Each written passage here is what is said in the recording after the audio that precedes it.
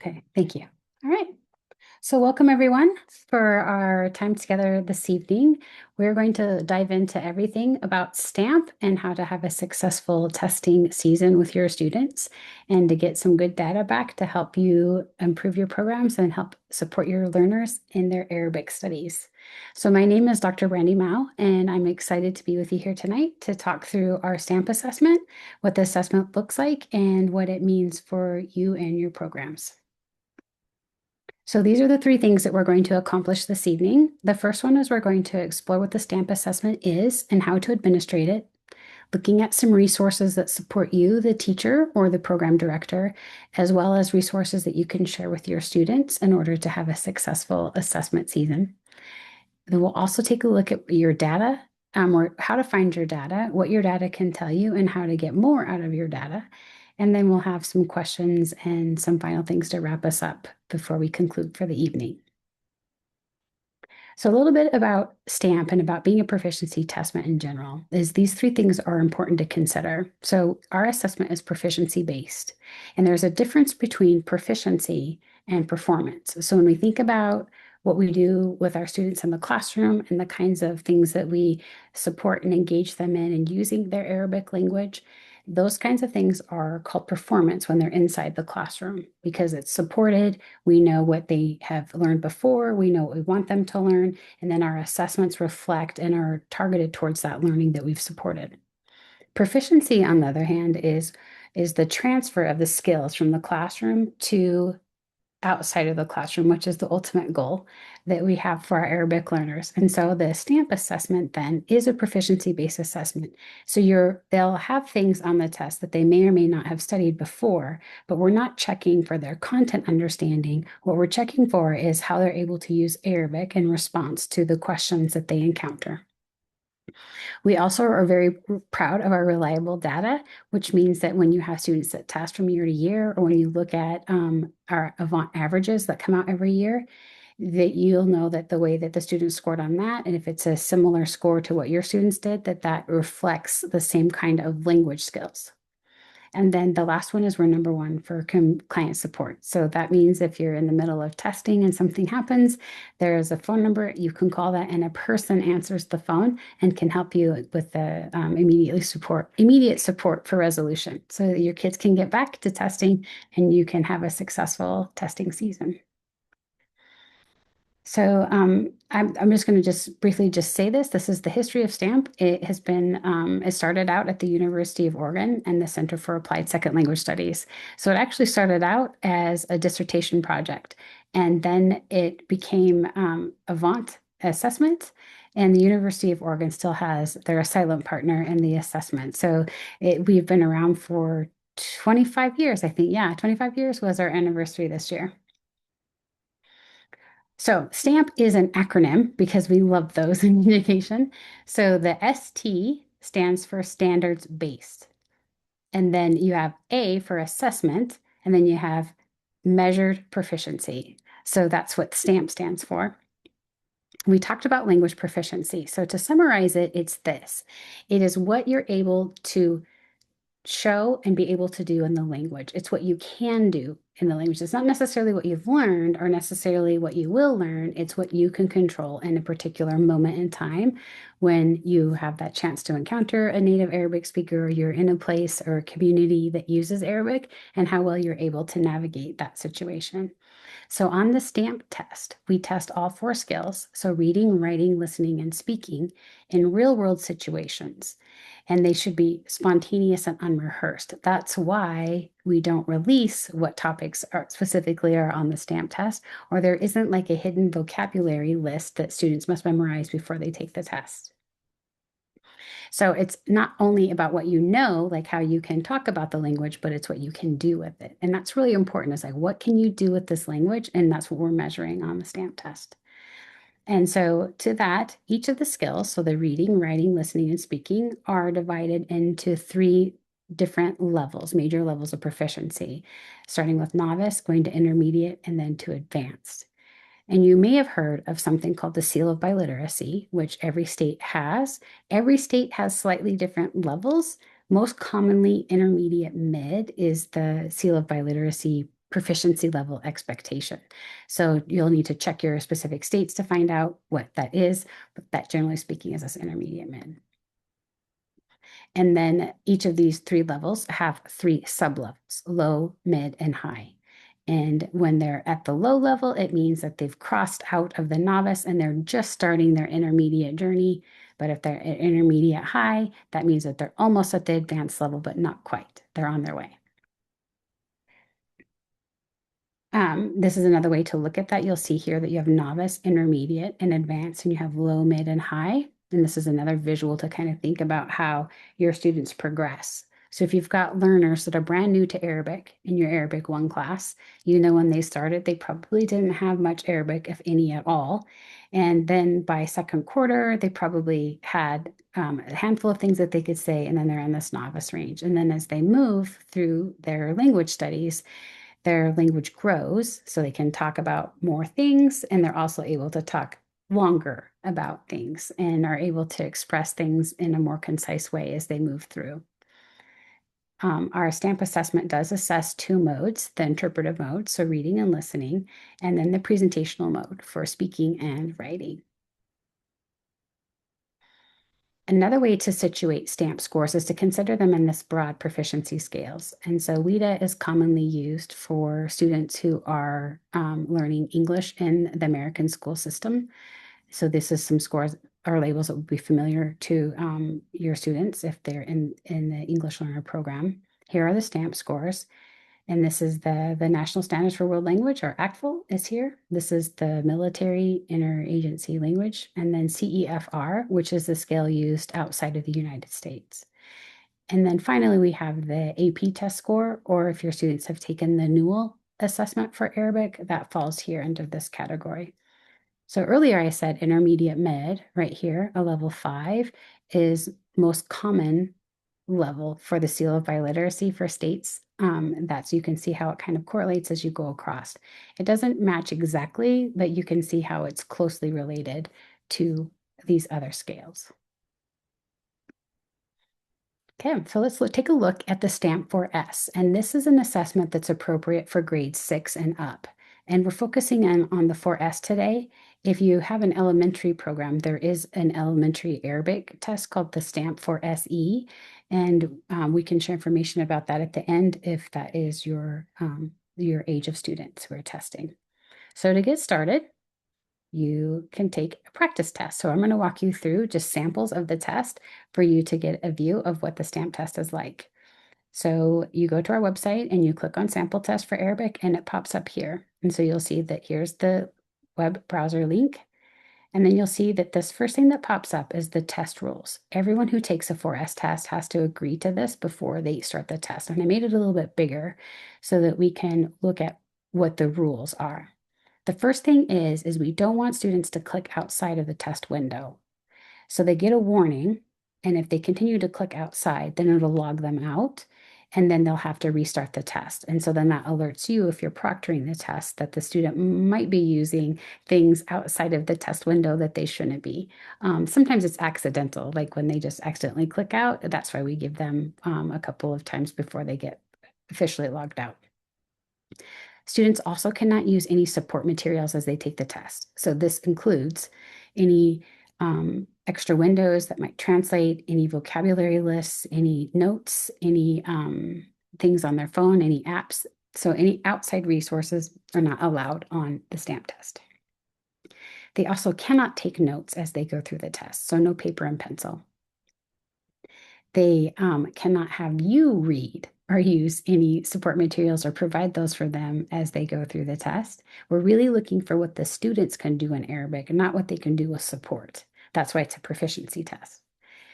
They also cannot communicate with anybody, so they can't ask for help, which is, can be frustrating for students. But what we're looking for is if they encounter part of the test or they're in the production space, like speaking or writing, and they're unable to think of the word in Arabic.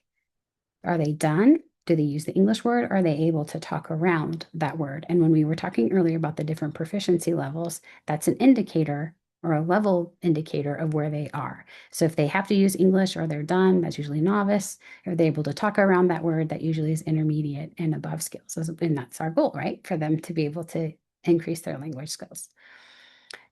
We also do not allow sharing of any of the test questions or prompts. So taking any screenshots or copying down what was said or asked and then sharing it outside of the test space is also not allowed.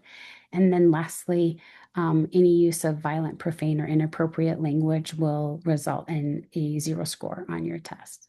Then once students understand that, then they click understand and the test starts.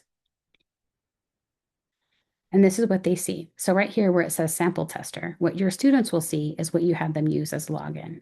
So if you're doing a monitoring of the space as they're taking the test, you can see right away that Brandy logged in and here's her name and you see that and you know that she did it right.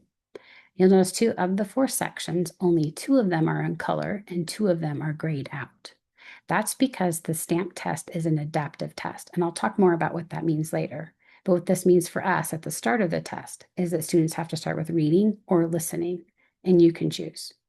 Some things to consider might be your headsets. Like if you have a limited number of headsets, maybe you'll do half the class start with reading, half the class start with listening, so that you can then swap with the headsets and you don't run out of that tech device for your students. And then also taking into consideration how closely together your students are. So if you have a class of 20 students and you can't skip a seat or skip at least 2 seats between test takers, then you might want to set them up that way so that listening is sitting next to reading and they're not causing any distraction for the other student. So we're going to start with the reading. Actually, we're going to talk, we're going to talk a little about what each of these sections are, and then we'll start with reading. So reading and listening both have 30 multiple choice style questions. So that means there'll be a question and then there'll be multiple choice answers that they can choose from. And then they click on that and then it'll go to the next question. If they're a higher level in their reading and their listening skills, then they might have several questions that are asked about the same text or the same listening. So they don't have to listen to it twice, or they don't have to listen to long listening sections or read a long text and only have one question. Then the writing and the speaking prompts that you'll see that there are 3 prompts for each. And students have, they cannot see the next prompt until they finish the first one. It should take about 20 to 25 minutes to go through this. So this is a side note for you as if you're gearing up to proctor this for your students. If they know that they have unlimited time, they will take a long time to do these sections. But we know that that does not result in a higher score. So if you have students, if you've given the STAMP test before and students have taken a long time and they're just sitting and staring at the screen, that isn't helping them like write something better. They're just kind of stuck. And so sometimes like knowing that they have a time, even if it's like a time that can be adjusted, helps them kind of like take that plunge and get started in their writing or get started in their speaking. And you'll notice here that it takes about 35 to 40 minutes for each of these sections. And so let's talk a little bit about these adaptive sections because they determine what kinds of prompts that the students get for the productive skills. So we have what's called a 4-stage adaptive test design. So if all of us were sitting down together to take the Arabic test, when we would log into the reading section, it would give us a pool of questions and they will be targeted right here at the intermediate level. And if I'm a particularly strong student, I'll get all of those correct and the system will bump me up here to advanced level. And then depending on how I do, it might keep me at this level or it might drop me down depending on how many I'm getting correct and how many I'm missing or misunderstanding. And then it does a couple of probes because it's looking for not an unlimited number of questions that I cannot answer. It's looking for the difficulty. Whereas the floor, like these are all easy underneath this floor versus what do I need as I move up and like where does it get too difficult for me to answer? And then it does kind of a probe so that there is a range for your proficiency as opposed to asking me a bunch of questions that I cannot answer or a bunch of questions that are so easy that it's not really testing, it's not really assessing what I can do. If I'm a student that's struggling or a little bit weaker, then it'll do the same thing. It'll drop me down and give me a little bit set of easier questions and then do some probes to see where I land to determine where I'm at for the score. For the student experience, they don't see this. They don't know that they're getting harder, they're getting easier. They don't know. They're not getting this feedback that they're getting things right or wrong. They just are opening the next question. And the very last section that students do is the one that they were the strongest in. So all students finish the reading section and listening section feeling really good about their language skills because they were able to answer all of those questions.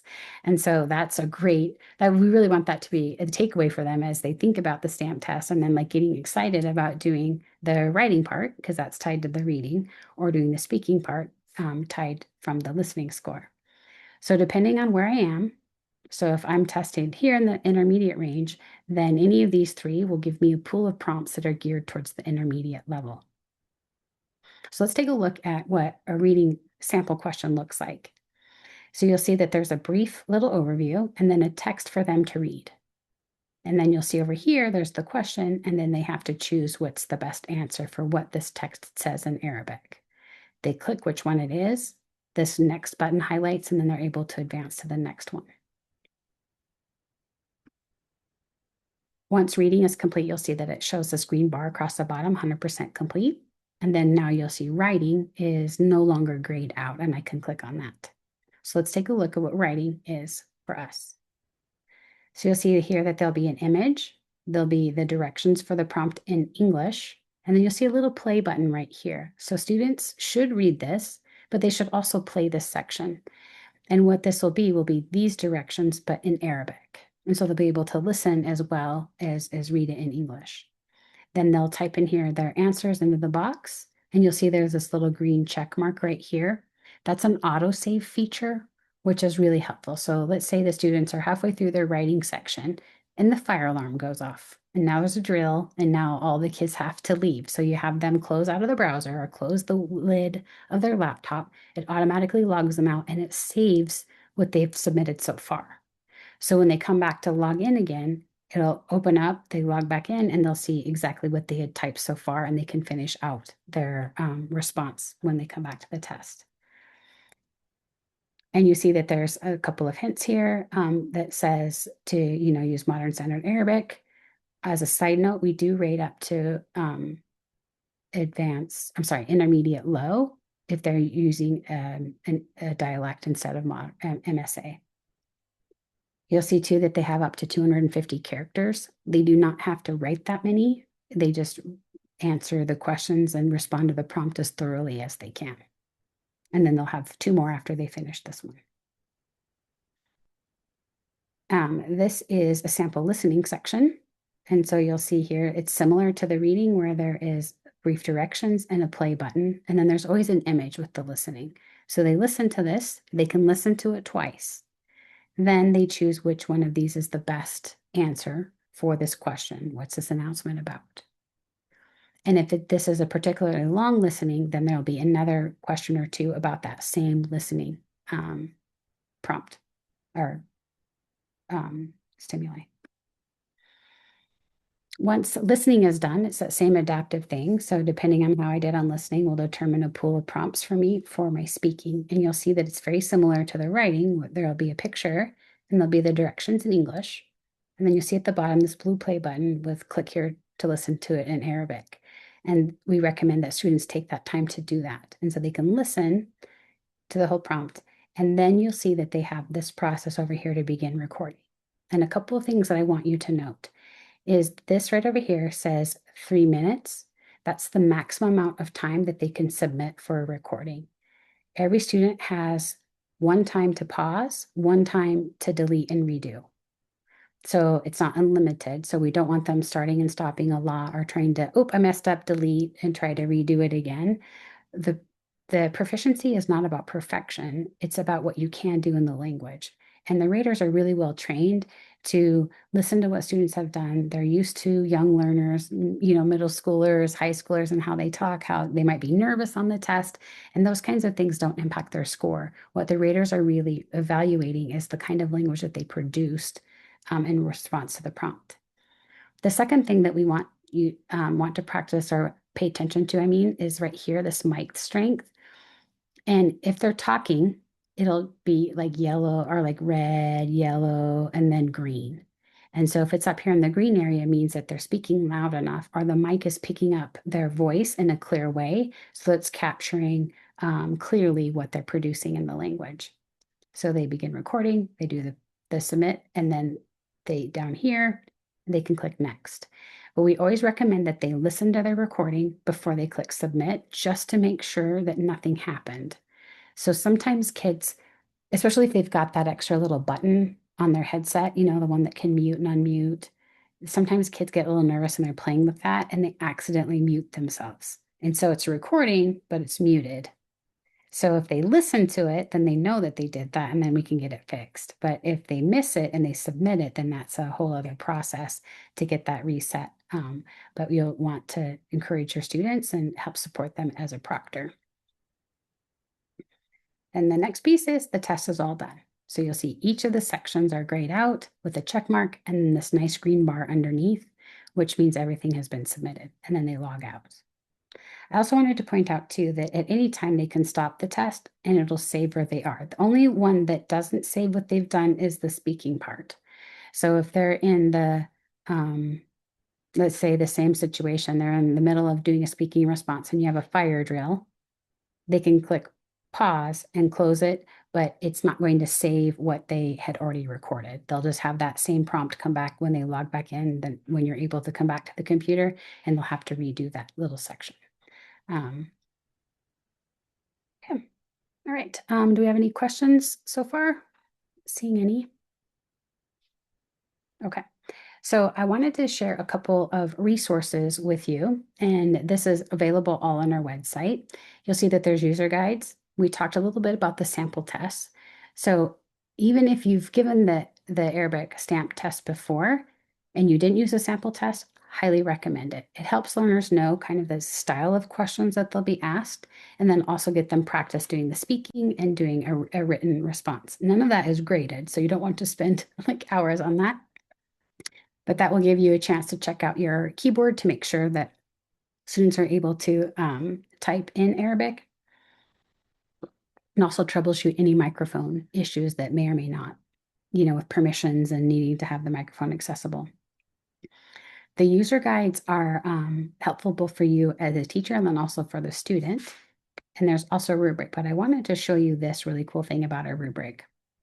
So anything on our website is now translatable. So you can look down over here in the corner and you'll see this little button. You click that and then you can choose Arabic and it'll translate the whole rubric for you and the website into Arabic. And so you can download it in Arabic as well. And then you can use that with your students. You can send that home for parents if they want to see that. And then I also wanted to come over here and I have to put it back in English because I unfortunately don't read Arabic, but the test taker guides are another really great resource for your learners. It goes through, talks through it, but then there's also some guides in here. This is basically what we just went through. So if you want to look through it here again and go through it slower, then it's here. Here it is. This one I was looking for. The Power Up Guide is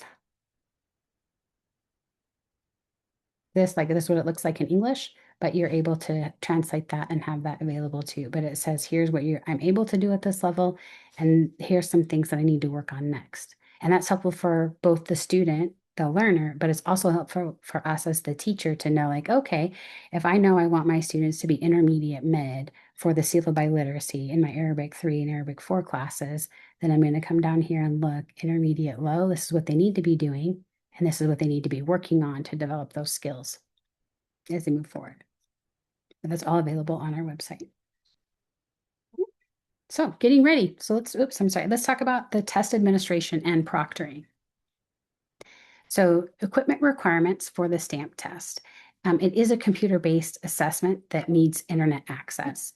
So you can refer to the technology guide on our website to ensure that the computer that you're using has the necessary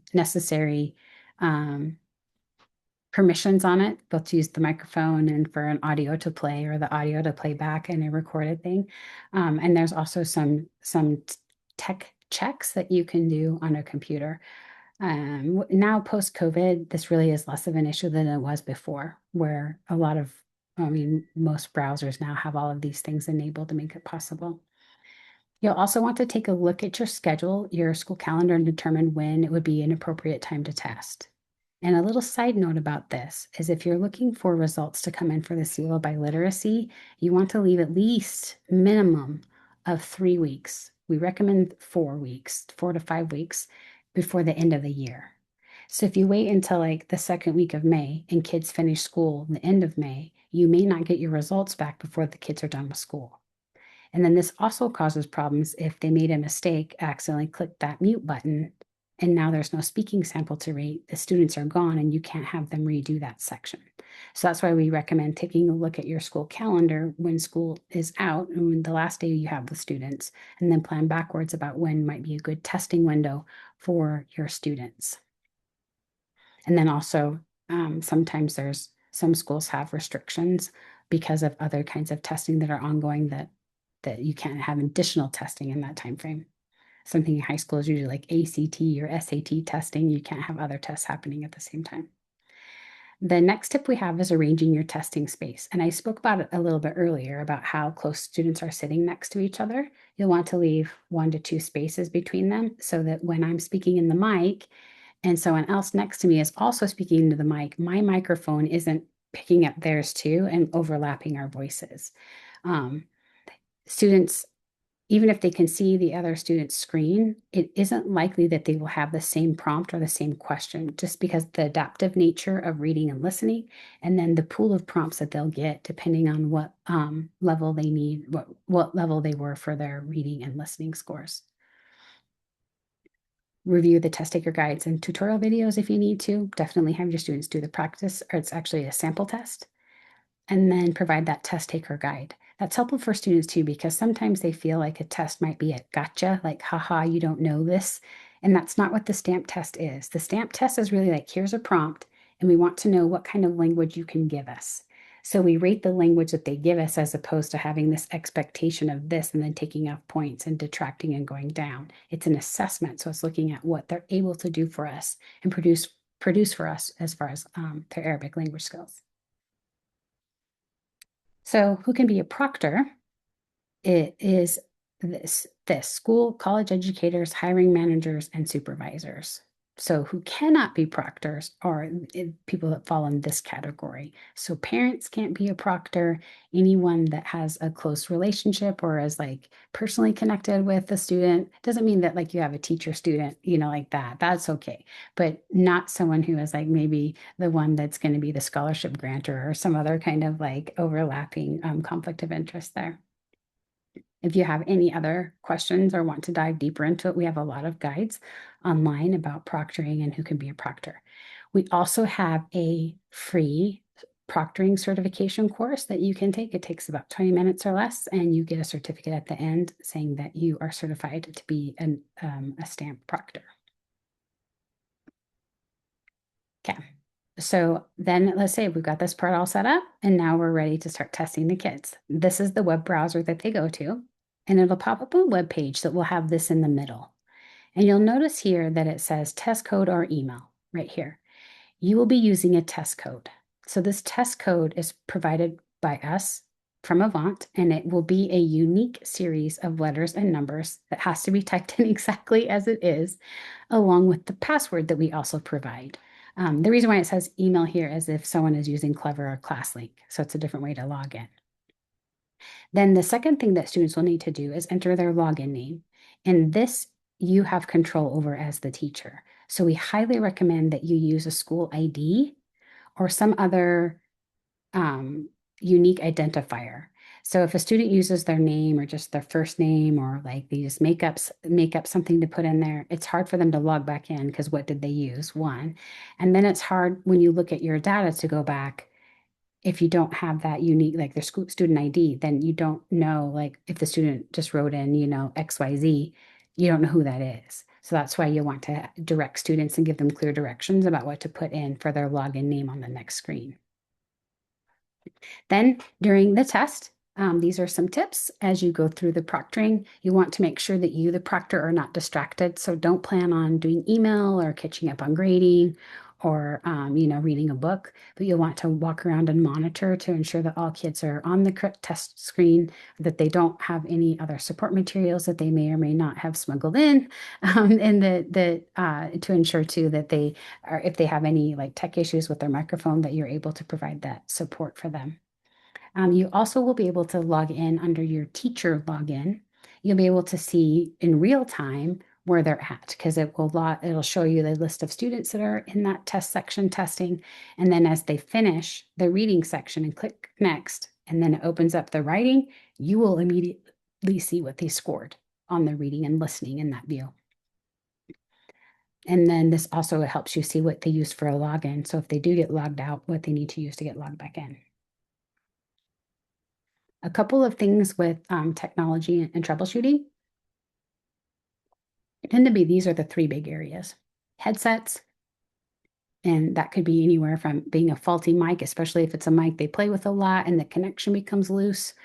And then where you catch those is doing that sample speaking test that's in the sample test. And then there's also a practice little sample thing in the test itself so that kids can practice out that mic and to catch that before they move into the actual test. Another thing that can cause problems is the internet connection. The stamp test isn't a big demand on bandwidth, but if a lot of things are happening in the school that is requiring bandwidth, that may be an issue, or if there's a storm that moves through. But something that will let you know that if there's an internet connection issue is that pictures will be slow to load or things will be missing. And then that usually can be resolved by stopping the test, logging out, and logging back in. And then the other issue that pops up a lot of times with browsers are particularly around permissions. And so you'll want to ensure, as you go through that sample test, to ensure that all the permissions are enabled so that the microphone is enabled to be able to be used on the test and that they're able to play back sound, both for the listening and for the direction sections. What to do if your student can't log in. And here's 3 things for you to check before you call into support is to make sure that the student is actually has logged in. This would be true if you have a pre-rostered group. And Delanders, I think that they're all doing self-rostering, so that might not be as true. But this will help you. The teacher report under your login will let you know what the student used for their login name. So if they accidentally did a capital letter instead of a lowercase, then that might be the issue. But in your view, you'll be able to see exactly what they used as the login, so that then when they go back to the test, it takes them back to where they left off. It is possible if they use a different login that they start a whole new test altogether. And so you don't want that because then they have to redo sections, and we want them to be able to go back to where they left off the last time they were in the stamp test. And so then another issue that can pop up is that if they've mistyped that text code and the password. And so remember, these 2 things are unique and they come from Avant. And so that isn't something that you can change and set for yourself. Yes, okay. So here's the phone number and for client support. It's also available on our website that you can just go right in there and find it. But this is, we call this phone number. You'll see that their time frame of when they're available. They have a lot of hours, and so you can call in, and usually that's within the span of a school day. And then you can also email too. Okay, so now the test is done, and they're all done. So now we're going to get to talk about what the results look like and what you can do with the data. In your view, you'll want to also ensure that all students have submitted their test, because sometimes kids will finish and they're so excited to be done, they forget to click that next button and like submit it. So this review in your dashboard will let you know if there's any students that need to go in and do that. It will also show you if there's any scores that come in, like if they're non-rateable, which is a score that we give that is not the student's fault that we could not rate it. So for example, on the speaking test, if their microphone was bad and it was faulty and it was giving a crackly recording instead of a nice clear voice recording, then you can get that reset and the student can redo that section. It also is the place for you to see and their scores, but also print and download and print the student reports. And then you can also look at your outcomes and then have conversations with your fellow Arabic teachers if you are lucky enough to have a fellow teacher at your school, or having conversations with your department and if they're also using other proficiency tests as well to talk through your data. And then think about plans for the future. Like if your student didn't score quite as well as you wanted them to, what shifts you might want to make, or if they scored really well, like reflect back on things that you feel went really well, and then ways that you can keep moving students forward in their language growth. And then also a process too for submitting scores for Seal of Biliteracy and the Global Seal. And there's timelines, different timelines and deadlines for your state seal. And then there's also timelines and deadlines for the global seal. And then also professional learning, which happens to be what I'm in charge of at Avant. And so if your department or you are interested in additional professional learning, that's available through us. And then I also know QFI, who is sponsoring this webinar in conjunction with us, as also a resource for professional support. Okay, so this is how you access your results. You'll see this looks very familiar to the student login, and that's because it is very similar. And so you'll notice too that it says email here. And so you're going to not type in your email because you don't get to pick this. Remember, the test code comes from Avant. And so you type in the test code and then your password that comes from Avant, and then you get to access your scores. So the first thing that you'll notice when you log in is this nice graph right here. And so you'll see that here's the novice, intermediate, advanced. So these are the scores. And you see 1, 2, 3, 4, 5, 6, 7, 8, 9. And then you see the 4 skills across the bottom and a composite section. And so what this tells you right here, if all of your students that tested, the average on reading was a 5.8. So if your Seal of Biliteracy level is a 5, that meant they met this threshold. When you look at writing, you'll see that it's a 4.11, which means not all students earned the seal because they were one sublevel short. And then listening shows you that they were almost there, but not quite for the seal.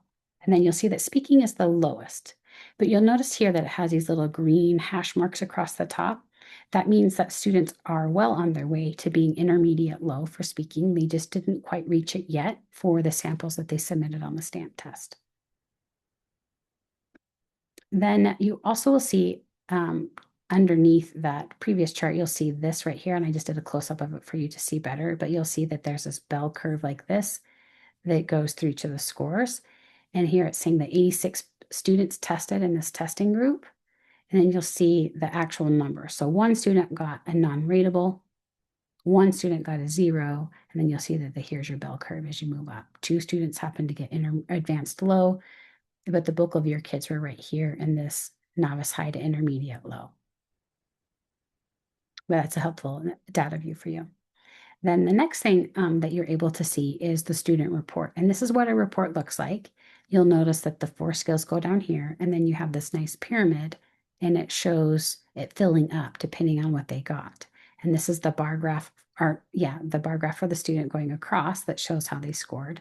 And then here's just a different view. But what's nice about this as well is it tells you this is what the student did well. This is where they were successful. And then over here on the right is what they need to work on next, or suggestions for improving their language. And we want students to feel really good about what they did on the test, and then to have ideas and support for improving their language going forward.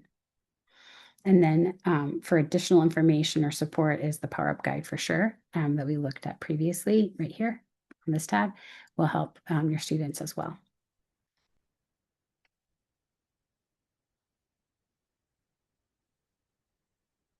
So sometimes you might see, that's what this text here is saying, sometimes you might see on the report, it's kind of shaded right here. It's kind of like hash marked, and it's showing that of the 3 speaking prompts, they may have earned a 4, but they were pushing into intermediate mid, that level 5. But this student was just solidly right there. This is where is a gold mine for you as a teacher. So you'll see over here, this little button right here, that's the report that we saw on this page that generates this. And you'll see here that you can download it and then print it. So download here, you can print the file as well. So you can print these to send home with your students. You'll see that here's the student name right here, and here's their login name. This particular school used emails. But as you go across, you see reading scores, scaled score, and then you see writing scores. And you'll see that there's this IP here, a little green button, a red NR, a gray not NS for not started, and then a hot pink like SP. So when you look at this, this means here that this IP means the student didn't finish their test. So this is an example. They didn't finish it, they haven't clicked submit yet. So you would need to bring Katie back in and have her finish the test. And here for Olivia, for her speaking, she got a non-rateable. So that something happened that wasn't her fault. And so this is a chance to get this reset. And this is free to have done. Then you'll see here for Tom, you don't have a speaking score yet because it's in progress, which means it was successfully submitted and it's in the queue to be rated by our human raters. So where your real information comes in, and I always get really excited about this as a teacher, is your writing scores and your speaking scores are clickable. So if you click this, it pops up this little pop-up window, and you'll see that speaking, here are the three scores, the three responses that the student submitted for speaking. And you'll see that this right here is also a hyperlink. And you'll be able to click on that and it'll take you to what the student actually submitted. So we're going to pause and we're going to do a little activity, okay? So this is what the student submitted for their writing. And you have what we scored on STAMP, and so the STAMP score. So you can go over here to the rubric. Oops, I navigated away from it.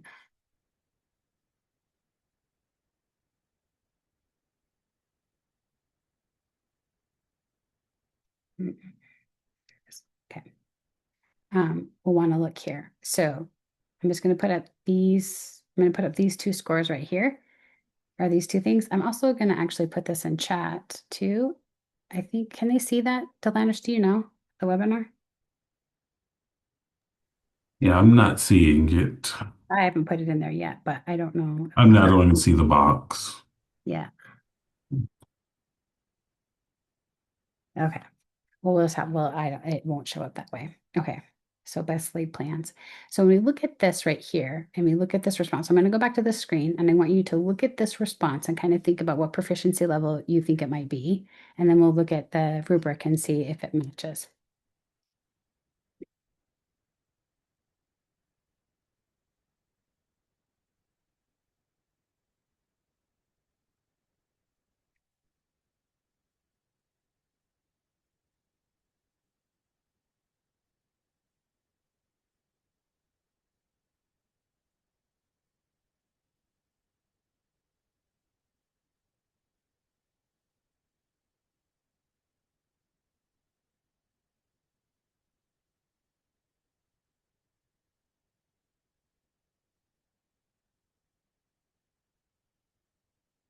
All right.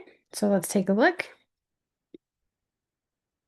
We look at the rubric here. Did you have an opinion on where you thought it might fall? Novice range, intermediate range, or advanced range? And so when you look at the Avant rubric, this is the rubric that raters use too, to determine what score this student got on this writing sample. And when you look at the sample and then you look back at the rubric, you'll want to consider the entire row and what it says about the writing. And this also is used for speaking, but what it says about the whole row, and that's what's used to determine the score. And so they have to show this across all of these four categories and not just one and not the others. So sometimes students might start to do this, but then they fall back here and they stay in this area. So when we look at this sample here, this qualifies as a level 4 strings of sentences. And when you look at it, I'm assuming that you're seeing some mistakes and there might be some struggles with word order that are appropriate for Arabic. There might be some other types of language that is atypical or not quite accurate for Arabic. But for the level 4 score, this intermediate low, those kinds of mistakes aren't impacting it yet. So they will matter more as you move up. But for what the student produced, it is at this level of intermediate low. And If you want to dig more into writing samples, if you go here under resources on their website and under writing examples, you'll be able to click and then you'll be able to see that there's Arabic here and you're able to look at writing samples for each of the proficiency levels. And that's a really helpful look. So when we think about where students are and if they're at this level here for strings of sentences, it means that they're able to create simple sentences with some added detail. There's some variety there, but the sentences themselves really are just kind of on the page. They're not really connected to each other. You can rearrange them. It would be typical it's kind of like this flow of consciousness that teenagers do sometimes. And so, and you'll look then at their functions and complexity. You'll see that that the sentence structure itself is very simple. They might be using the same kind of set of basic verbs. Their vocabulary is starting to be stretched a little bit, but it's still kind of in this very familiar, very basic space. And then you're going to see some errors, such as syntax control, or they might not quite have the right subject verb agreement or the right tense um, to express what their ideas in Arabic. But for this level, it's acceptable for those mistakes to be there. And then for them to move up, then you'll want to consider this. So these are the things that they need to start doing in their writing in order to move up to intermediate mid. Um, yeah, okay. But this also, you will be able to screenshot this and use for yourself if you want to dig more into it. But the data that's available here in this view, your dashboard, is available for up to 4 years. So you don't have to download it. You can access it by logging back in and looking at it.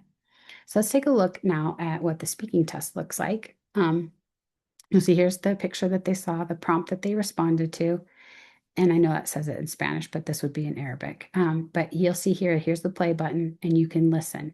These three little dots right here open up a sub menu, and you'll be able to download the audio file if you want to listen to it or like use it yourself. It's also helpful sometimes, depending on how you're structuring your class, if you have students reflect and think about what effort they put in or what kind of goals they should make for themselves to keep improving their language. Sometimes it's helpful for them to listen to it again and then think, oh, I can see I just used two sentences, or I just kept using the same verb over and over again, or I only answered this one question right at the beginning of the prompt. If I would have looked at these other questions, I could have said more language and I didn't do it. So I had 13 seconds and I could have spoken for another 2.5 minutes for sure, and I didn't. So that might contribute to where my score is for this particular response. All right. So any questions on that? Looking at your data, accessing your reports, diving in and mining it for more information. All right, we'll keep going. So let's look at something that we produce every year. We call them the Avant averages, and they are public on our website. So they're right here under resources and under research, and they're listed right here. So the Avant averages are published every year in November. And where it comes from, it's the test taker data from the school year, the academic calendar of 24-25.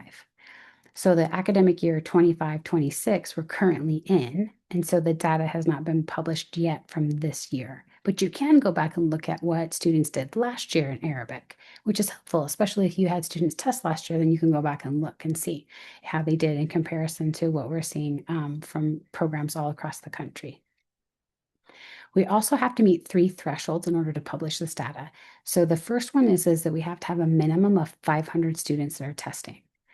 So you might see some other languages don't have all the years or all the grades, and that's because one of these thresholds was not met. The second threshold is we have to have a minimum of 5 geographic locations. So that means that the students can't all come from Texas. So we have to have programs that are testing students from multiple areas in the world. If we have programs that are using the stamp test outside of the United States, we don't have programs that are from Arabic speaking countries with Arabic speaking schools. So you might have international schools abroad that will test with us, but usually the students that are in there are heritage or non-native speakers of Arabic. And then the last one is that we have to know what course the students are in. So this means the rostered group doesn't say, Brandy Mao's class. It says Arabic 1. And so that then when we compile the data, we know that the students that are in this group are in their first year of Arabic learning. And so once we have that for all three, then we publish the data. So let's take a look at stamp 4S for Arabic. And you'll notice what I just said. So there's no year 4 or year 5. That doesn't mean that there weren't any that tested. It just means that one of those three thresholds wasn't met. And if you roster your class like Arabic 3, 4, we won't include that data either because we don't know which students were in year 3 and we don't know which students were in year 4. But you'll see here then, as we look at this graph, this side of the left here is the stamp score. And the blue corresponds to year 1 students, orange is year 2, and gray is year 3. And so you can see as we look through this data, there's some really positive things to note.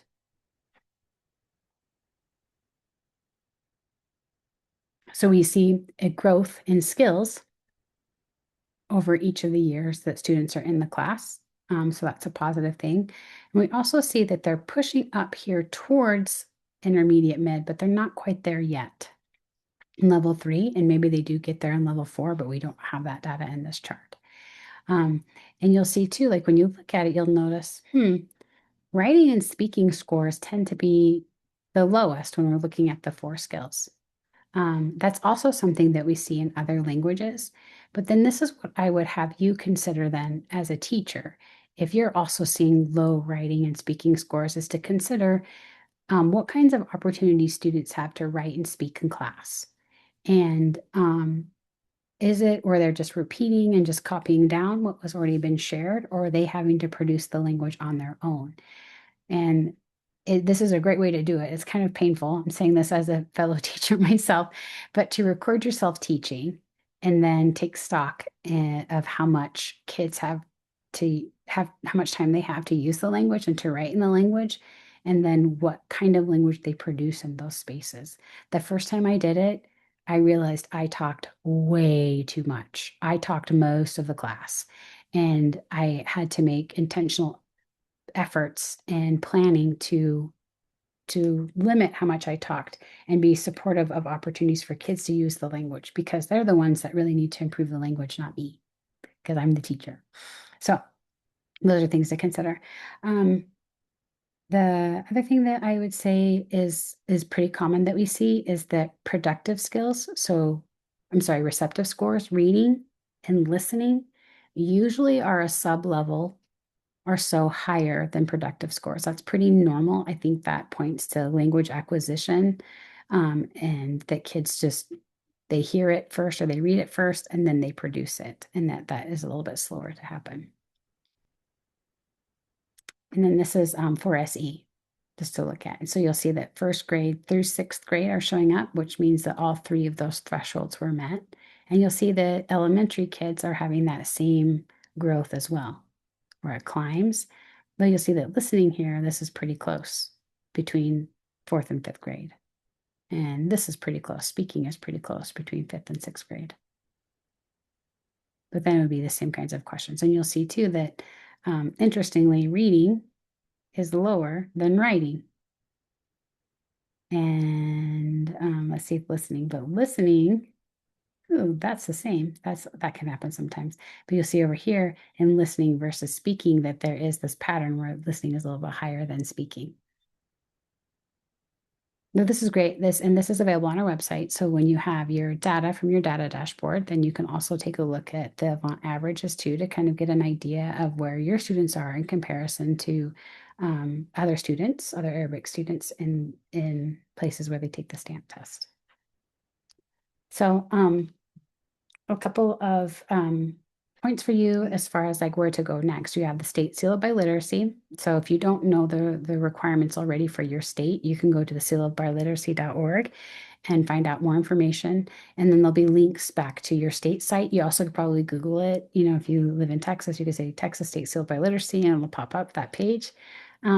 The global seal is on top of. It doesn't replace a state seal. It's on top of. Another thing that if you have students, if you're teaching in like a Saturday school, they usually don't qualify for the Seal of Biliteracy because they're not in a K-12 school. Or if you're in a private school, they also often don't qualify just because of the rules around the state seal. But they will be able to apply for a global seal depending on um, their test scores. So if they get intermediate mid, a level 5, then they'll qualify for the first level of the global seal. But this is free and these are free. So the test costs money, and we'll talk a little bit about that too, but that's what helps you get the seals. And this is really important when you think about for your students in advocacy, that it's honoring and recognizing the efforts that students have put in into like developing and maintaining both of their languages if they're coming from an Arabic speaking community, or if they're students that are just learning and they're excited about being a language learner, to really recognize and support them. And then also like bring awareness about your program and the successes that you're experiencing. So if a couple of other things too, if your students aren't quite there, so like when we were looking here at this data, when you look here at this, they're not quite at the seal yet, but you could have use these pathway scores that celebrate that they're on their way. They're just not there yet, as a way still to celebrate students and the efforts and the successes they've had to date in light of like they're on their way to earn these other awards. Okay. Um, okay. This is just more information about depending on where kids are in the country and what they decide to do with their language skills after they graduate from high school. The STAMP test is ACE accredited. And so they have to go to this website and search to see if their university is listed there. And if they are, they've already got it established that they'll take the STAMP test as a placement test. And depending on the university, they may or may not grant credit. They might grant retroactive credit. So the students enroll and take a class, and then they get the credits that they tested out of to show up on their university transcript. But it just depends on the university itself. But that's helpful too when you're thinking about students and their goals for how they're going to use their language and what their path is after they finish high school. This is really just looking at how this scores this is for Washington specifically, if that's where your students are. This shows how it falls out. So this goes back to my point I made earlier about every state has different rules about their Seal of Biliteracy. And it really is helpful for you to be familiar with what the requirements are in your state in order to maximize this recognition and award for your students. Okay, all right. So let's talk just a little bit about some teaching strategies that you can use, right? And we'll see here. Okay. So you want to determine your student's proficiency level. And that can either be from looking at the rubric, looking at the samples, or using their STAMP data. And then you'll want to look at the evidence that you have from the STAMP data or using that rubric to kind of evaluate where your students are. And then decide what kinds of instruction or support they need to move up. Like what kinds of opportunities do students need in order to increase their language skills? So the very first thing is to really look at visual supports. So if we're making a habit of saying something in Arabic and then translating it into English, students learn really quickly just to wait for you to say the English. So a way to help you be understood without resorting to English is to use a visual. And so using these visuals and helping them see what you mean, because this helps them know like this is having fun or celebrating with friends. This is different types of activities you can do, or this actually is a story here about finding a little puppy and taking care of it. But these are things that help students understand what you're saying, and then it helps them learn and acquire language then instead of waiting for a translation. Another thing that we highly recommend is something that we call scaffolded conversations. And that can be anything from using sentence frames that support their language. So if they're able to say food types that they like, they know the word, then you provide the rest of the sentence for them to say, I like, and then the food. Or if you want them to say something like this, I'm not a fan of. So it's a different way of saying I don't like. So you're helping them build their language up this way and then also this way. Um, then also like helping them with these things that are kind of very common types of language in conversations that students have, like I don't like, I love, I prefer, I don't prefer, but you're providing that language support for them so that when they do have they do have that opportunity in class to talk with a partner, they have the language support to do it in Arabic and then to be successful. Another one that I really like is this scale right here. And so like having never to always is a way for them to think about how these words build on. So I like pizza versus I always like pizza for breakfast, like you're just keep adding and stretching your language. Another great activity is one called information gap, where one student has some information and the other student needs it. And so then this helps them ask through that process. This one is another really fun one where they don't, the student can see the picture of the monster, but this student cannot, and they have to describe it, and then the student draws it. But that's a type of information gap. So I don't have the information, but I need it. So I have to ask the right questions, and I have to listen to what you're saying in order to complete my form or complete the task. And then another activity is something called mingle activities, where you might have them have something on their card. So they might be pretending to like a certain activity or not like a certain activity, and they need to find their respective match. Like, if I say on my card that I like soccer, then I have to keep asking people to find out who else likes soccer so that we can partner up. But using these cards is another way just to both mix it up and mingle without them just always like waiting around for their best friend to come and talk to them in class. Then you can partner them up this way. So go find someone else with this exact card as you, and then you do the task that's on the card. Another activity, a way to support students and like thinking about what language they need to work on next is something called anchor charts. And these are really help support writing. And if you're unfamiliar with this and you need to see more examples, you can Google it, or you can also probably walk down to the English department in your school and ask them about it. And they probably have some samples that they're using.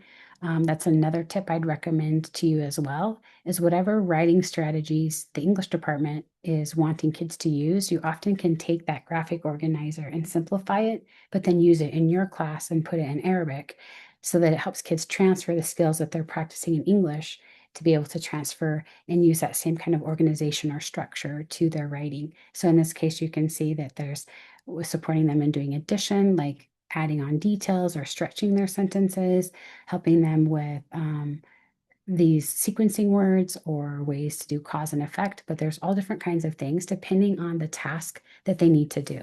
So if you are having them talk about how their community that they live in compares to a community in an Arabic speaking world, then you might have them say, like, this is available, or this is how people shop for groceries, but here where I live, this is where they shop. So you might have those comparison contrast phrasing so that they're able to do that task of contrasting. And then this is a close-up of what that might look like for a anchor chart. And so, oh, I'm so sorry. I don't know what happened to Arabic. I put that in there and it's gone. But like to add to, like, oh, in addition to, or also, or whatever it is that it helps you stretch out the language or continue to add to it. And then a conclusion, like when you want to wrap it up. Like, I think one of the favorite ones in English is the kids will say all in all. I see them say that a lot, or in conclusion. But those are helpful things for kids to have because they're expected to do it in English. And now they know to add this and they have that support to also do it in Arabic. Another one too that I think is really helpful is to like make a creative prompt so that they are having to do something a little bit different than what they've been doing all along in class. So using the example of like hobbies or things that they like to do in their free time is that you might change it up and say, tell your best friend about what you want to do this weekend and invite them to come along. And so it's a creative prompt they haven't necessarily had yet before, but then it's similar to what they've been doing and it helps them stretch and kind of continue to build on their language using some of these new resources and tools. And then some questions just for us to think about. And I know this is a webinar, but so to think about as we're concluding this time together is how are we implementing data-driven decision making? So when you think about your decisions as a teacher and what you can control, so you probably control what you teach tomorrow or what you're going to teach next unit. But how do you decide that? So then, and then when you think about what kind of support students need, how are you using your data to help you inform your decisions about what kind of support they need and what kinds of things students need to be working on in their language skills in order to keep growing in their proficiency? And if you do have target proficiency goals for your district, how are you monitoring their progress toward them? Does your department already use like a common formative assessment? And if not, what would that look like if you put one together? So at at semester break, kids turned in, they all submitted a writing sample on what their favorite day is like as a way to kind of capture what language they're able to do. And then as a department, even if you're the only Arabic teacher, you still could look at your proficiency lens or your targets and look and see, okay, students were producing novice high sentences and this prompt that they didn't have time to prepare for as a way to help your the collaboration with you and other of your fellow language teachers. And then also what kinds of celebrations and ways to celebrate success and bring the spotlight onto our students and our programs about theirs, what things are in place and what could we add if there isn't anything yet. And like one of the things too is like a cord for a seal of biliteracy. That's a really big deal, like to have the cord around their neck as they walk across the stage, or having a language award night where they can come up on stage and receive their Seal of Biliteracy. Those really help celebrate and honor the efforts that students have put in towards their language learning. And then if you don't have your proficiency targets set up, how can you go about getting ones established and getting it adopted for your program and your department? And what kinds of, who might need to be involved in that decision making? And then the last one is really how can the data inform our teaching? So your stamp data, what can the stamp data tell you and help you with as you think about what kids need to do next in their language skills and what kind of instruction that they might need, what kind of support might help them really grow and improve their Arabic skills. All right. So then we just wanted to have this as the last thing is support for stamp testing. The Qatar Foundation International does provide limited financial support to help pay for your stamp testing. So not just stamp testing, but other proficiency tests. But since we're talking about stamp tonight, that's the test. And then your students that need financial support can receive full funding for their test through their Arabic program at public schools. And I particularly like this too because it really levels the playing field. And so then it's no longer about the kids who have and the kids that have not, but it supports all students wanting to celebrate and get recognition for their Arabic skills. So to apply for funding, reach out to assessments at qfi.org and they will help you out. And yeah, okay. So any questions?